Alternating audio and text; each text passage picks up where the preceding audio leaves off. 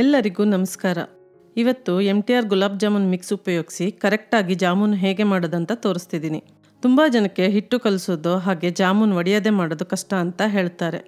So ನಾನಿಲ್ಲಿ tips ಜೊತೆ ಹೇಳ್ತೀನಿ, ಫಾಲೋ ಮಾಡಿ.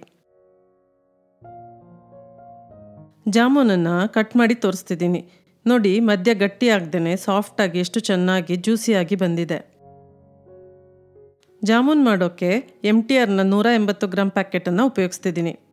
ನಾನು ಯಾವಾಗಲೂ ಹಿಟ್ಟನ್ನು ಜರಡಿ ಹಿಡ್ದೇನೆ ಜಾಮೂನ್ ಮಾಡೋದು. ಯಾಕಂದರೆ ಹಿಟ್ಟು ಸ್ವಲ್ಪ ಮುದ್ದೆ ಮುದ್ದೆ ಥರ ಇರುತ್ತೆ. ಜರಡಿ ಹಿಡಿದ್ರೆ ಹಿಟ್ಟು ಕಲಸಿದ ಮೇಲೆ ಮಧ್ಯೆ ಗಂಟುಗಳು ಸಿಗಲ್ಲ. ಹಾಗೆ ಉಂಡೆ ಮಾಡೋಕ್ಕೆ ಕಷ್ಟ ಆಗಲ್ಲ. ಹಾಗೆ ಉಂಡೆ ಮಾಡುವಾಗ ಕ್ರ್ಯಾಕ್ ಆಗಲ್ಲ.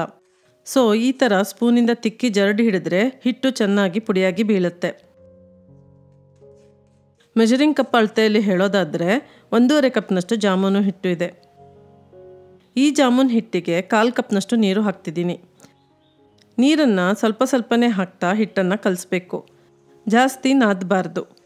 ಬೆರಳಿನ ಸಹಾಯದಿಂದ ಮಿಕ್ಸ್ ಮಾಡಿ.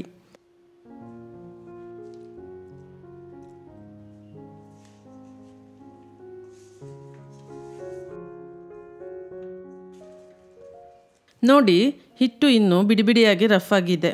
ಈ ಕಲಸಿದ ಹಿಟ್ಟನ್ನು ತಟ್ಟೆಯಿಂದ ಮುಚ್ಚಿಡಿ. 10 ರಿಂದ 15 ನಿಮಿಷ ನೆಂದರೆ ಸಾಕು. ಹಿಟ್ಟು ನೆನೆಯೋಷ್ಟರಲ್ಲಿ ಜಾಮೂನಿಗೆ ಸಕ್ಕರೆ ಪಾಕ ಮಾಡೋಣ. ಈ ಅಳತೆಗೆ 800 ಗ್ರಾಮ್ನಷ್ಟು ಸಕ್ಕರೆ ಬೇಕಾಗುತ್ತೆ. ಅಳತೆ ಕಪ್ನಲ್ಲಿ ಹೇಳೋದಾದರೆ 4 ಕಪ್ನಷ್ಟು ಆಗುತ್ತೆ. ಬೇಕಾದರೆ 3/4 ರಿಂದ 3.5 ಕಪ್ ಕೂಡ ಹಾಕ್ಬೋದು. ನಾನು 3.5 ಕಪ್ನಷ್ಟು ಸಕ್ಕರೆ ಹಾಕಿದ್ದೀನಿ. ಹಾಗೆ ಅಷ್ಟೇ ನೀರು ಹಾಕಬೇಕಾಗತ್ತೆ.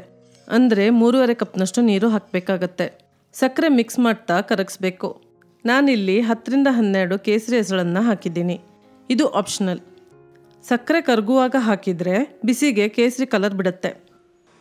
ನೀರು ಸ್ಲೋಲಿ ಕುದೀತಾ ಇದೆ. 1/4 ಟೀ ಸ್ಪೂನ್ನಷ್ಟು ಏಲಕ್ಕಿ ಪುಡಿನ ಹಾಕಿದ್ದೀನಿ. ಮಿಕ್ಸ್ ಮಾಡ್ತಾ ಚೆನ್ನಾಗಿ ಕುದಿಸಿ. 6 ರಿಂದ 8 ನಿಮಿಷ ಕುದ್ದ ಮೇಲೆ ಸಕ್ಕರೆ ಪಾಕ ಚೆಕ್ ಮಾಡಿ. ಸ್ವಲ್ಪ ಅಂಟಾಗಿದ್ದರೆ ಸಾಕು.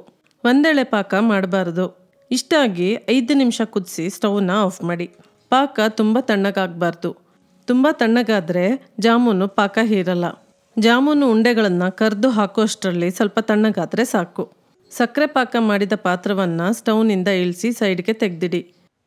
10 ರಿಂದ 12 ನಿಮಿಷ ಆದಮೇಲೆ ಹಿಟ್ಟು ನೀರು ಹೀರಿ ಸ್ವಲ್ಪ ಗಟ್ಟಿಯಾಗಿದೆ. ನೀರನ್ನು ಸ್ವಲ್ಪ ಚಿಮುಕಿಸ್ತಾ ಹಿಟ್ಟನ್ನು ಸ್ವಲ್ಪ ಸಾಫ್ಟ್ ಮಾಡಿ. ಸ್ವಲ್ಪ ತುಪ್ಪವನ್ನು ಹೀಗೆ ತಗೊಂಡು ಹಿಟ್ಟನ್ನು ಸ್ವಲ್ಪ ಬೆರಳಿಂದ ನಾದಿದರೆ ಸಾಕು. ಕೈಗೆ ಸ್ವಲ್ಪ ತುಪ್ಪ ಸವರ್ಕೊಂಡು ಸಣ್ಣ ಸಣ್ಣ ಉಂಡೆಗಳನ್ನು ಮಾಡಿ.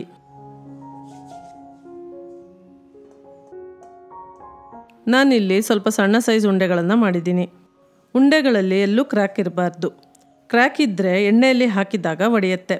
ಸೊ ಆದಷ್ಟು ಕ್ರ್ಯಾಕ್ ಇಲ್ಲದೇನೆ ಉಂಡೆಗಳನ್ನು ರೆಡಿ ಮಾಡಿಟ್ಕೊಳ್ಳಿ.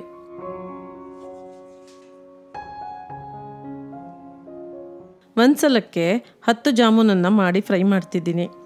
ಎಲ್ಲ ಜಾಮೂನನ್ನು ಒಂದೇ ಸಲ ಮಾಡಿಡೋದಾದರೆ ಒದ್ದೆ ಬಟ್ಟೆಯಿಂದ ಮುಚ್ಚಿಡಿ. ನಾನು ಸ್ವಲ್ಪ ಸ್ವಲ್ಪನೇ ಉಂಡೆ ಮಾಡ್ತಾ ಎಣ್ಣೆಯಲ್ಲಿ ಕರಿತಿದ್ದೀನಿ. ಎಣ್ಣೆ ಕಾಯೋಕ್ಕೆ ಇಟ್ಟಿದ್ದೆ. ಎಣ್ಣೆ ಕಾದ್ಮೇಲೆ ಸಣ್ಣ ಉರಿಯಲ್ಲಿಟ್ಟು ಒಂದೊಂದೇ ಉಂಡೆಯನ್ನು ಎಣ್ಣೆಯಲ್ಲಿ ಬಿಡಬೇಕು. ಉಂಡೆ ಎಲ್ಲ ಎಣ್ಣೆಯಲ್ಲಿ ಹಾಕಿದ ಮೇಲೆ ಮಧ್ಯಮ ಉರಿಯಲ್ಲಿಟ್ಟು ಫ್ರೈ ಮಾಡಬೇಕು.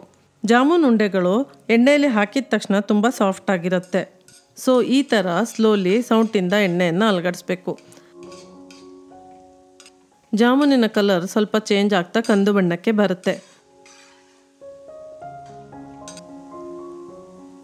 ಕೆಲವೊಬ್ಬರು ಇನ್ನೂ ಸ್ವಲ್ಪ ಡಾರ್ಕ್ ಆಗಿ ಫ್ರೈ ಮಾಡ್ತಾರೆ. ನಾನು ತುಂಬ ಡಾರ್ಕ್ ಆಗಿ ಫ್ರೈ ಮಾಡ್ತಾ ಇಲ್ಲ. ಇಷ್ಟಾದಮೇಲೆ ಎಣ್ಣೆಯಿಂದ ತೆಗೆದು ಸ್ಟ್ರೈನರ್ಗೆ ಹಾಕಿ. ಈ ಫ್ರೈ ಮಾಡಿದ ಜಾಮೂನ್ ಉಂಡೆಗಳನ್ನು ಇಮಿಡಿಯೇಟ್ ಆಗಿ ಸಕ್ಕರೆ ಪಾಕಕ್ಕೆ ಹಾಕಿ.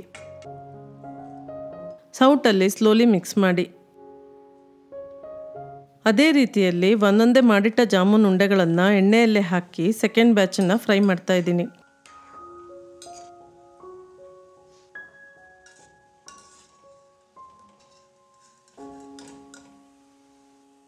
ಇಷ್ಟಾದಮೇಲೆ ಜರಡಿಗೆ ಹಾಕಿದ್ದೀನಿ. ಸ್ವಲ್ಪ ಎಣ್ಣೆ ಇಳಿದ್ಮೇಲೆ ಪಾಕಕ್ಕೆ ಹಾಕಿ. ಅದೇ ರೀತಿ ಉಳಿದ ಹಿಟ್ಟಲ್ಲಿ ಉಂಡೆ ಮಾಡಿ ಫ್ರೈ ಮಾಡಿ ಪಾಕಕ್ಕೆ ಹಾಕಿದ್ದೀನಿ. ಸ್ಲೋಲಿ ಸೌಟಲ್ಲಿ ಮಿಕ್ಸ್ ಮಾಡಿ. ಮೊದಲು ಫ್ರೈ ಮಾಡಿ ಹಾಕಿದ ಜಾಮೂನು ಪಾಕ ಹೀರಿ ದಪ್ಪ ಆಗಿದೆ. ಈ ಜಾಮೂನನ್ನು 2-3 ಗಂಟೆ ಸಕ್ಕರೆ ಪಾಕದಲ್ಲಿ ನೆನೆಯೋಕ್ಕೆ ಬಿಡಬೇಕು. ನಾನು ಮಾಡಿದ ಈ ಸೈಜ್ಗೆ 36 ಜಾಮೂನು ರೆಡಿಯಾಗಿದೆ. 3 ಗಂಟೆ ಆದಮೇಲೆ ಚೆಕ್ ಮಾಡ್ತಿದ್ದೀನಿ. ನೋಡಿ ಜಾಮೂನು ಪಾಕ ಹೀರಿ ಎಷ್ಟು ದಪ್ಪ ಆಗಿದೆ ಅಂತ. ಹಾಗೆ ತುಂಬ ಜ್ಯೂಸಿಯಾಗಿ ಕಾಣ್ತಾ ಇದೆ.